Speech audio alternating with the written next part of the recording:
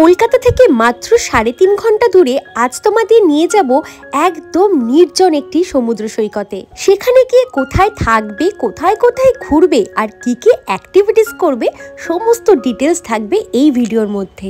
সাথে থাকবে এলাহি খাওয়া দাওয়া, বনফায়ার এবং বারবিকিউ। তাহলে চলো বেরিয়ে পড়া যাক। 19শে জানুয়ারি সানডে সকাল 8:16 আমাদের যাত্রা শুরু হলো। আজ তোমাদের নিয়ে যাব একদম নতুন একটা ডেস্টিনেশনে।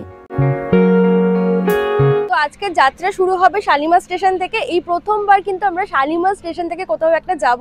কোথায় যাব না যাব সমস্ত ডিটেলস কিন্তু ভিডিওর মধ্যে থাকবে, তো ভিডিওটা পুরোটা দেখতে থাকো। 9:15 ধৌলি এক্সপ্রেস আমরা ধরবো। তো এখন স্টেশনের ভেতরে যাই, সমস্তটা তোমাদের সঙ্গে শেয়ার করব। তো চলো। স্টেশনের বাইরেই রয়েছে কার পার্কিং এরিয়া। শালিমার স্টেশনটা কিন্তু বেশ পরিষ্কার পরিচ্ছন্ন। আমরা সকাল সকাল স্টেশনে চলে এসেছি এবং স্টেশনে ঢুকতেই দেখলাম আমাদের ট্রেনও দিয়ে দিয়েছে। আমরা এবার যাচ্ছি যেখানে বালাসোর। তো সেই যেখানে যাওয়ার জন্য আমরা যে ট্রেন বুক করেছি সেটা হলো 12821 শালিমার ধৌলি এক্সপ্রেস। এটা পুরী অবধি যায়, আমরা বালাসোরেই নেমে যাব। তো এখন আমাদের কোচের দিকে যাচ্ছি, C2। তো চলো যাওয়া যাক। ট্রেনে উঠেই আমি আমার জানলার সিটটা দখল করে নিলাম। ঘড়িতে বাজে 9:15। ট্রেন নির্ধারিত সময় ছেড়ে দিয়েছে। ট্রেন কিন্তু একদম সময় মতো ছেড়ে দিয়েছে। আমাদের পৌঁছতে সময় লাগবে মোটামুটি 3 ঘন্টা মতো। তো 12:58-তে টাইমিং আছে, অ্যারাইভাল টাইমিং। তো চলো ওখানে গিয়ে দেখা হচ্ছে। ট্রেন তার গতিতে ছুটে চলেছে তার গন্তব্যের দিকে, আর আমরাও বাইরের সুন্দর দৃশ্য উপভোগ করতে করতে প্রায় সময় মতো পৌঁছে গেলাম আমাদের গন্তব্যে। তো আমাদের ট্রেন কিন্তু একদম টাইমে আমাদেরকে বালেশ্বর স্টেশনে নামিয়ে দিয়েছে। এখন আমরা যাচ্ছি অটো স্ট্যান্ডে। ওখানে অটো বা গাড়ি ওয়েট করছে, ক্যাম্প থেকে আমাদের পাঠিয়ে দিয়েছে। তোমরা কিন্তু এমনিতে ওখানে অটো স্ট্যান্ড আছে, তোমরা গিয়ে ওখানে অটো বা গাড়ি বুকিং করে সেখানে পৌঁছে যেতে পারবে। তো চলো ওখানে গিয়ে দেখা হচ্ছে। দেখি আমাদের জন্য অটো এসছে না গাড়ি এসছে। গাড়ি 2 নম্বর প্ল্যাটফর্মে নামিয়েছিল। 2 নম্বর প্ল্যাটফর্ম থেকে এখন আমরা ওভারব্রিজ ক্রস করে 1 নম্বরে যাব। 1 নম্বর থেকে বেরিয়ে কিন্তু তোমরা গাড়ি বা অটো স্ট্যান্ড পেয়ে যাবে। তো এখন প্রায় 1টা বেজে গেছে আর আমাদের অটো চলে এসেছে। আমরা এখন 1 নম্বর প্ল্যাটফর্ম থেকে বেরোলাম, অটো দাঁড়িয়ে আছে, ড্রাইভার দাদা চলে এসছে। তো চলো এখন অটোতে উঠবো, দেখি এখান থেকে ওখানে পৌঁছতে কতক্ষণ টাইম লাগে। চলো।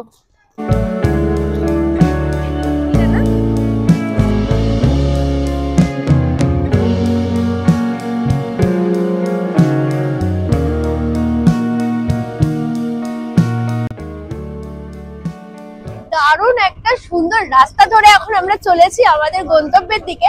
আমরা যাচ্ছি দুবলাগাড়ি বিচ। বালাসোর স্টেশন থেকে দুবলাগাড়ি বিচ পৌঁছতে সময় লাগবে অটোতে 40 মিনিট থেকে 1 ঘন্টা মতো। চারিদিকের পরিবেশটা দেখতেই পাচ্ছ কতটা সুন্দর।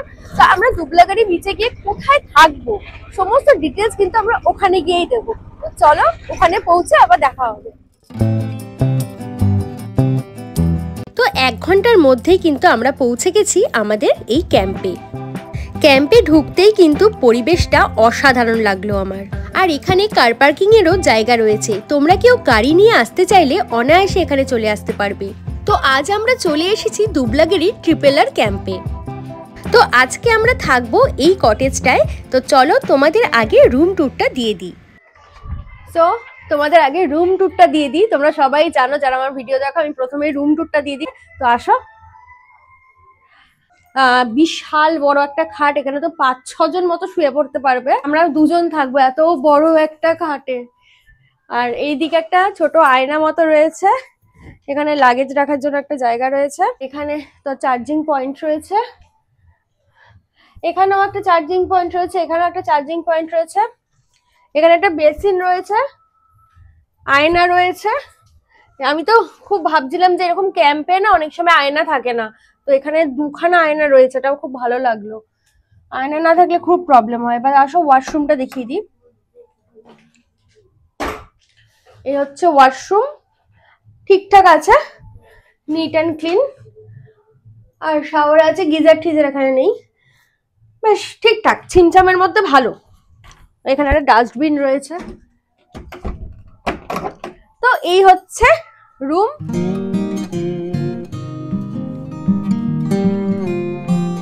থেকে বাইরে বেরোলেই কিন্তু এইরকম একটা ভিউ। হ্যাঁ,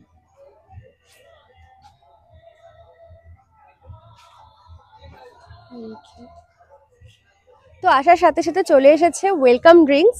ডাবের জল প্রচন্ড টেস্টটা পেয়েছে, তো ডাবের জল খেয়ে এখন একটু গলাটা ভেজোই। আহ, দারুণ। ক্যাম্পে পৌঁছতে আমাদের অনেকটাই লেট হয়ে গেছিল, তাই যাওয়ার সাথে সাথেই ডাক পড়লো লাঞ্চের। সো আমরা লাঞ্চ করতে চলে এসেছি। লাঞ্চে অনেক আইটেমস রয়েছে। এখানে রয়েছে একটা পমফ্রেট মাছ, এত বড় সাইজের একটা পমফ্রেট, তুলে দেখাচ্ছি। এত বড় একটা সাইজের পমফ্রেট, তার সাথে রয়েছে চিংড়ি মাছ, এটাও কিন্তু বেশ বড় সাইজের। রয়েছে আলু ফুলকপির তরকারি, চাটনি, মানে ডাল, ভাত, পাঁপড়, আর ওদিকে রয়েছে সালাড। ঠিক আছে, এই হচ্ছে আজকের লাঞ্চ। তো লাঞ্চটা কমপ্লিট করি, তারপরে আবার দেখা হচ্ছে।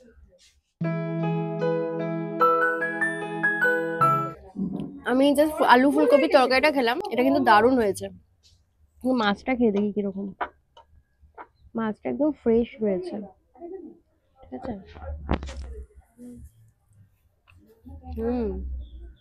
খাবারের টেস্ট কিন্তু দারুণ। তো আমরা লাঞ্চ সারলাম। লাঞ্চে কি কি দিয়েছে সেটা তো দেখালে আমি, আর খাবার কিন্তু ভীষণই টেস্টি ছিল, এটা সত্যি। অনেকটা বেলা হয়ে গেছে বলে খাবারটা একটু ঠান্ডা হয়ে গেছিল, কিন্তু খাবারের টেস্ট নো ডাউট খুব ভালো। তো লাঞ্চ সেরে আমরা বেরিয়ে পড়েছি সমুদ্রের উদ্দেশ্যে। এখন আমরা এই ঝাউবনের মধ্যে দিয়ে হেঁটে যাব সমুদ্রে। ক্যাম্প থেকে মাত্র 1 মিনিটের দূরত্বেই এই সমুদ্র সৈকত। এখন সমুদ্র অনেক দূরে চলে গেছে, কিন্তু কালকে সকালবেলায় আসবে। সকাল সকাল একদম সামনেটায় থাকে জল, তো যত বেলা পরে সমুদ্র পিছনের দিকে চলে যাচ্ছে। এইদিকে সূর্যি মামারও বাড়ি ফেরার পালা। কি অপূর্ব লাগছে, তাই না? আর দেখো জেলেরা কত মাছ ধরেছে সমুদ্র থেকে। এখানে জেলেরা এত পার্শি মাছ ধরেছে, পুরো মানে 2খানা নেট ভরে ভরে পার্শি মাছ। এখন ওগুলো বাছাই হচ্ছে। জ্যান্ত পার্শে মাছ। একটু ক্লোজ আনো।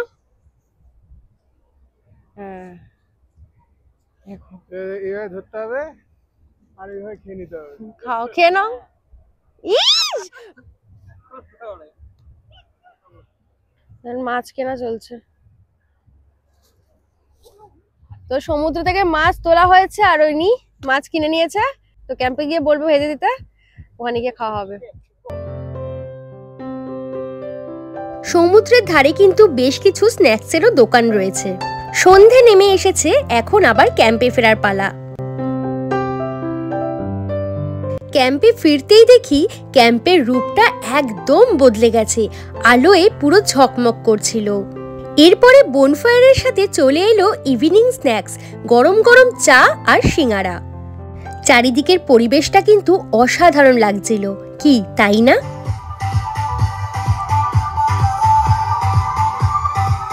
বন্ধু বান্ধব, প্রিয়জন বা ফ্যামিলির সাথে এখানে আসলে কিন্তু দারুণ এনজয় করতে পারবে তোমরা। আর এইদিকে প্রস্তুতি চলছে বারবিকিউয়ের। সমুদ্রে এসে ক্যাম্পে থাকবো আর বারবিকিউ থাকবে না, সেটা কখনো হয়? বারবিকিউয়ের জন্য কিন্তু তোমাদের আলাদা পে করতে হবে। সমুদ্র থেকে মাছ কিনে এনেছিলাম, সেটাও কিন্তু এরা এখানে ভেজে দিয়েছিল। তখন কাঁচা মাছ খেয়েছিলাম, এখন ভাজা মাছ খাবো।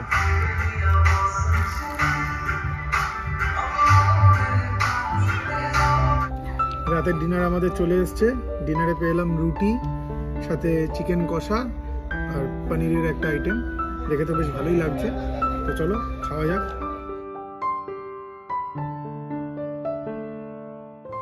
তো আমাদের ডিনার কমপ্লিট, খুব ভালো ছিল ডিনার। এখানকার রান্না বান্না ভীষণ টেস্টি। তো এখন আমরা রুমে চলে এসেছি, তো কালকে সকালবেলা আবার দেখা হচ্ছে। সো গুড মর্নিং, আজকে দুবলাগাড়ির সেকেন্ড ডে। আজকে আমরা এখান থেকে বাড়ির দিকে রওনা দেবো, কিন্তু তার আগে থাকবে অনেক সুন্দর সুন্দর অ্যাক্টিভিটিস, সেগুলো তোমাদের সঙ্গে শেয়ার করব।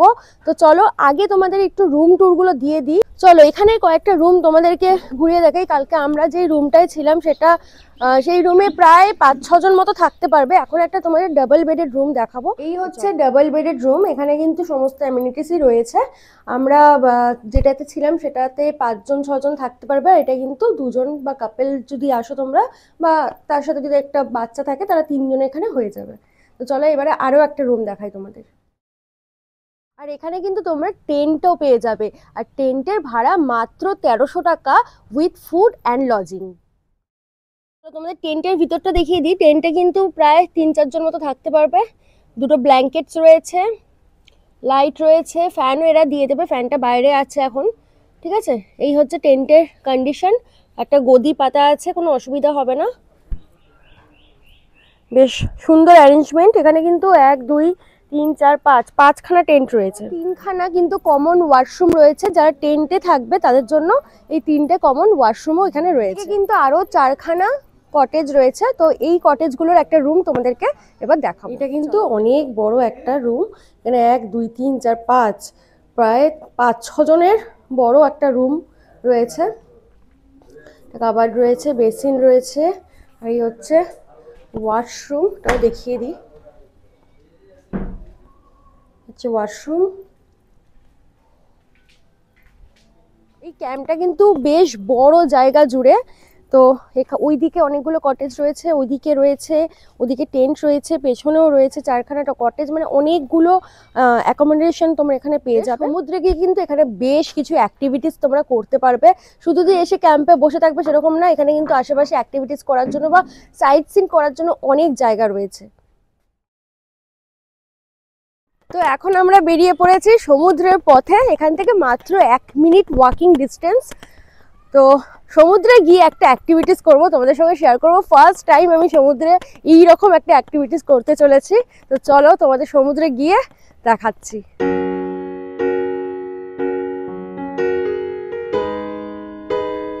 তো এখন আমরা দেখো ঝাউবনের মধ্যে দিয়ে যাচ্ছি, আর ওই দূরে সমুদ্র। কি দারুণ লাগছে না? আমার তো ভীষণ ভালো লাগছে। কালকে সমুদ্রের জল একদম পিছিয়ে গেছিলো, অনেকটা বেলা পড়ে গেছিলো, তো এর জন্য যত বেলা, এখন যখন সকালবেলা যত বেলা এগোবে তত জল সামনে আসবে, আবার বিকেল হয়ে গেলে আবার জল পিছিয়ে চলে যাবে। তো এই জায়গাটা দিয়ে যেতে যে কি সুন্দর লাগছে দেখো। আর গাছটা দেখেছো, পুরো একটা গেট তৈরি করে দিয়েছে মনে হচ্ছে। হাই, কেমন লাগছে? দারুণ। সমুদ্রে আমার হেবি পছন্দের। আর এই ঝাউবনের মধ্যে দিয়ে যাওয়া হেঁটে হেঁটে, এটা একটা আলাদাই ভালো লাগা, আলাদা ভাইবস। তো চলো সমুদ্রের কাছে চলেই এসেছি, খুবই কাছে। সূর্যের মিঠে রোদ দেখো, সূর্যি মামা উকি মারছে ঝাউবনের ফাঁক দিয়ে। আজকে সমুদ্রটা এত ভালো লাগছে, চারিপাশে কেউ নেই, শুধু আমরা দুজনেই আছি। ওদিকে 2-1 জন জেলেরা রয়েছে। অসম্ভব সুন্দর লাগছে আজকের পুরো ভার্জিন বিচ, কেউ নেই আশেপাশে। মানে এত দারুণ লাগছে। মানে আমরা যখন প্রথম মৌসুনী আইল্যান্ড মানে স্টার্ট হয়, তখন কেউই জানতো না মৌসুনী আইল্যান্ডের ব্যাপারে। 1খানা মাত্র ক্যাম্প ছিল, তখন আমরা গেছিলাম। তখন যেই ভাইবসটা পেয়েছিলাম না, এখানে এসে আমার সেই ভাইবসটার কথা মনে পড়ে যাচ্ছে, যে পুরো নির্জন সমুদ্র, এত ভালো লাগছে, দারুণ দারুণ। এখন আমরা এই এটিভি রাইড করব। তো এখানে আসলে কিন্তু সমুদ্রের পাড়ে তোমরা এটিভি রাইড করতে পারবে, যেটা চার্জ পড়বে 200 টাকা। 1.5 কিলোমিটার আপ ডাউন করতে পারবে। এটা কিন্তু একটা দারুণ এক্সপিরিয়েন্স। আমার তো ফার্স্ট টাইম এক্সপিরিয়েন্স, জানি না আমি গাড়িটা চালাতে পারবো কিনা, কিন্তু ও চালাবে, আমি পেছনে বসবো। এটার একটা দারুণ একটা ফাটাফাটি এক্সপিরিয়েন্স হতে চলেছে। আমি ফার্স্টে খুবই ভয় পাচ্ছিলাম যে আমি চালাতে পারবো কিনা, তারপর দেখলাম না, বেশ ভালোই চালিয়েছি। তোমরা যারা যারা আমার মতো সাইকেল বা বাইক চালাতে পারো না, তারাও কিন্তু এই এটিভি রাইডটা করতে পারবে। তোমরা এলে অবশ্যই কিন্তু এই এটিভি রাইডটা করো, দারুণ লাগবে।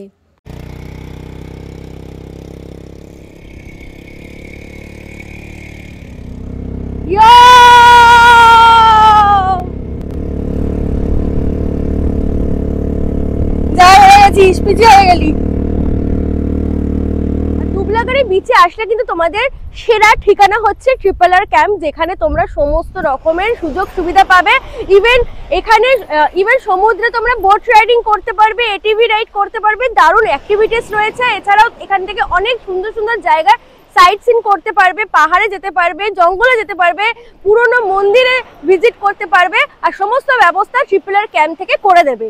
তো অবশ্যই তোমরা একটা উইকেন্ডে এখানে চলে আসো, দারুণ লাগবে। ফ্যামিলি, ফ্রেন্ডস, কাপল সবাই আসতে পারো। আর কাপলদের জন্য খুবই সুন্দর একটা জায়গা, একদম নির্জন নিভৃতে তোমরা দুজনের কোয়ালিটি টাইম স্পেন্ড করতে পারবে। এটিভি রাইড করে আমরা আবার পৌঁছে গেলাম আমাদের ক্যাম্পে। তো আমাদের ব্রেকফাস্ট চলে এসেছে। ব্রেকফাস্টে রয়েছে এখানে একটা ঘুগনি, ব্রেকফাস্ট রয়েছে ঘুগনি, লুচি, ফুলকো ফুলকো লুচি, ডিম সেদ্ধ আর একটা মিষ্টি। দারুণ, প্রচণ্ড খিদে পেয়ে গেছে। আমরা ব্রেকফাস্টে সারি, দেখি কীরকম টেস্ট হয়েছে। আমার তো ফুলকো ফুলকো লুচি খেতে ভীষণ ভালো লাগে।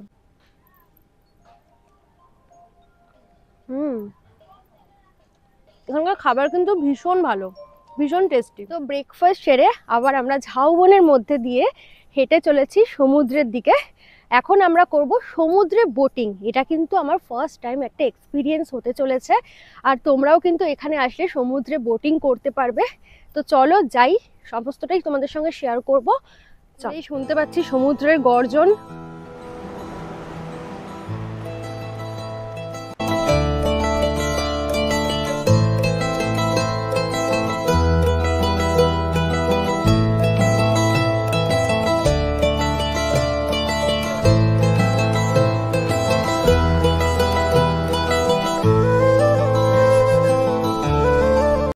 বোট চলে এসেছে, এখন আমরা করব সমুদ্রের মধ্যে বোটিং। এটা কিন্তু আমার লাইফে ফার্স্ট টাইম এক্সপিরিয়েন্স হতে চলেছে। আমরা স্পিড বোটে উঠে গেছি, সমুদ্রে এখন বোটিং করব। লাইফ জ্যাকেট পরে নিয়েছি। ফার্স্ট টাইম এক্সপিরিয়েন্স ঠাকুর, যারা ভালো ভালো আবার ডাঙায় ফিরে আসতে পারি। চলো বাই।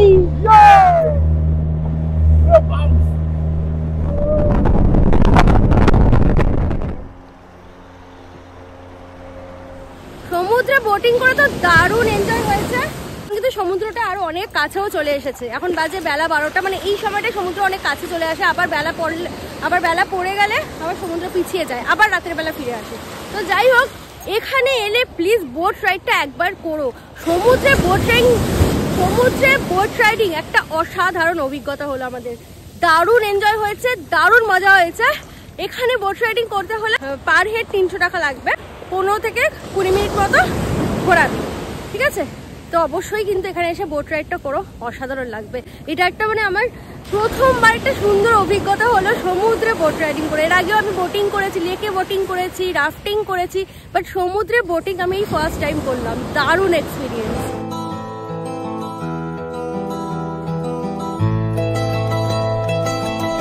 একদিন কিংবা দুদিনের ছুটিতে নির্জন এবং নিভৃতে যদি সময় কাটাতে চাও, তবে অবশ্যই চলে এসো দুবলাগাড়ি ট্রিপল-আর ক্যাম্পে। অসাধারণ লাগবে। দোলনা ছিঁড়ে ফেলে নিজের ব্যাগগুলোকে ঝুলে এখন আবার দোলনার রশি বাজছে। এবার বুঝতে যাচ্ছে বড় পরীক্ষা যে তোমার বাঁধন কত টাইট। খুব রিস্ক নিয়ে বসছে। আমার নিজেরই ভয় লাগছে কি হবে। ভালো বেঁধেছে, কি সুন্দর দুলছে। আর দুলবে না। এই জায়গাটা দেখছো, এটা কিন্তু দুবলাগাড়ির সেলফি পয়েন্ট। এখানে এসে সবাই ফটো ভিডিওস ক্লিক করতে পারবে। দারুণ কিন্তু না? চলো এখন আমরা রিসর্টে আবার ফিরে যাচ্ছি, লাঞ্চের টাইম হয়ে গেছে। দাদু, হ্যাঁ বলুন। তুমি রান্না করেছো তো আজকে? কি কি রান্না করলে? ঝিঙে আলু পোস্ত, আর ভেটকি মাছে ঝাল দেওয়া, চিংড়ি মাছে কাঁকড়া আর চিংড়ি মাছ, বাহ, আর ডাল, আলু ভাজা, চাটনি, পাঁপড়। দাদুর হাতের রান্না কিন্তু দারুণ। তোমাদের কিন্তু এখানে আসতেই হবে দাদুর এই হাতের রান্না খেতে। তো লাঞ্চ চলে এসেছে। আজকে কিন্তু প্রচুর আইটেমস রয়েছে লাঞ্চে, আর আমার ফেভারিট ক্র্যাব রয়েছে। এটা আমার ভীষণ পছন্দের, মানে আমি সমুদ্রে যেখানেই যাই না কেন ক্র্যাব আমি খাবই, ঠিক আছে? তো আজকে আছে হচ্ছে লাঞ্চে ভাত, আলু ভাজা, ডাল, এটা আলু ঝিঙে পোস্ত, এদিকে হচ্ছে ভেটকি মাছ, এত বড় সাইজের একটা ভেটকি, এটা তুলতে পারবো না, এতটাই সফট। আর এদিকে রয়েছে কাঁকড়া, সালাড, চাটনি, পাঁপড়, প্রচুর আইটেমস। আর এখানে এই দাদুর হাতের রান্না কিন্তু অসাধারণ, ভীষণ টেস্টি। তাহলে চলো এখন তাহলে লাঞ্চটা সারা যাক, পরে আবার দেখা হচ্ছে।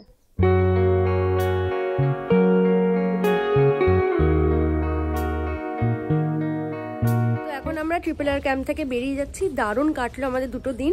তো অটো চলে এসেছে, সকলকে টাটা করে আমরা রওনা দিলাম স্টেশনের উদ্দেশ্যে। এখানকার সকলের ব্যবহার এবং আতিথেয়তা খুবই ভালো।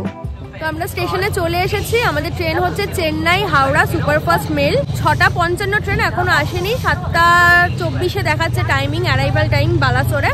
তো চলো আজকের ভিডিওটা এখানে এন্ড করছি। দেখা হবে অন্য কোনো ব্লগে, অন্য কোনো ঠিকানায়। আজকের মতো টাটা।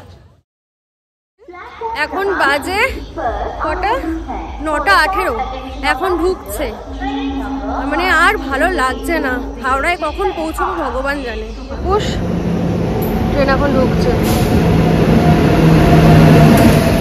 বালাসোর থেকে হাওড়া যাওয়ার জন্য আমরা এক্সিকিউটিভ ক্লাস বুকিং করেছিলাম, বাট কমফোর্টের দিক থেকে আমাদের এই এক্সপিরিয়েন্সটা একদমই ভালো ছিল না। এতটাই কোজি যে নড়াচড়ার মতো জায়গা নেই। তো যাই হোক, ঘড়িতে বাজে রাত 1:50, আমরা হাওড়ায় পৌঁছলাম।